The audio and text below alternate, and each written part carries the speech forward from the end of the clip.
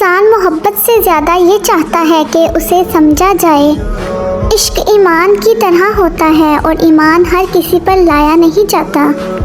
बात मोहब्बत तक रहती तो ठीक था, तुम तो मेरी सांसें बनते जा रहे हो। ख्वाब तेरे ही रहेंगे हमेशा, मुझे भरोसा है अपनी आँखों पर। कौन कहता है कि वक्त बहुत तेज़ गुजरता है, तुम कभी किसी का इंतज़ार तो करके देखो। तस्वीर तुम्हारी देखकर मैंने दिन गुजारा ईद का।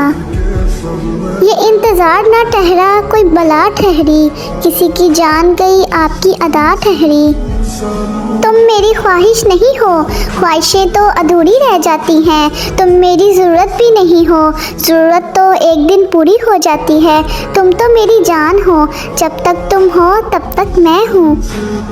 तुम वो वाहिद शख्स हो जिसके जूतों की धूल मैं अपने दुपट्टे से साफ़ करना चाहती हूँ जाना।